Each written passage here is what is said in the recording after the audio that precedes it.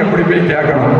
களத்தை தயார்படுத்துவதற்காக நாம் எப்படி தேர்தலை கையாள வேண்டும், தேர்தலை எப்படி நாம் நடத்த வேண்டும் என்பதை என்ன சொல்லி ஓட்டு கேட்க வேண்டும், மக்களை எப்படி நீங்கள் அணுக வேண்டும், நீங்கள் மக்களிடம் சென்று எப்படி ஓட்டுகளை சேகரிக்க வேண்டும், நம்முடைய வேட்பாளர் வெற்றி பெறுவதற்கான வியூகங்களை அமைக்க வேண்டும் என்ற காரணத்திற்காக இது கூட்டப்பட்ட கூட்டம். முதல்வர் செய்த இந்த ஒரு சாதனை மட்டுமல்ல, பெண்கள் கட்டணம் இல்லாமல் பேருந்திலே 457 லட்சம் நாம் சென்று கொண்டு இருக்கின்றோம்.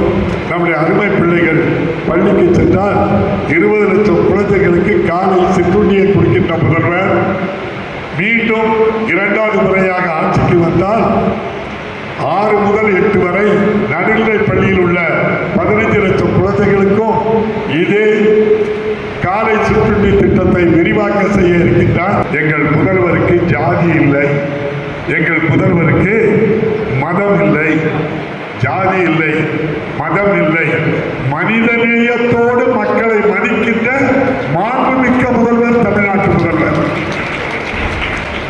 ஆகவேதான் பேருந்திலே ஏறினால் நீங்க எந்த ஜாதின்னு கேட்க மாட்டாங்க, மதம்னு கேட்க மாட்டாங்க, தாய்மார்கள் என்றால் வாருங்கள் என்று. அதுவும் அது வார்த்தை விடியல் பயணம். சாமானிய ஏழை மக்களுக்கு இந்த நலத்திட்டம் தொடர வேண்டும், உதயசூரியனுக்கு வாக்களியுங்கள், அவ்வளவுதான்.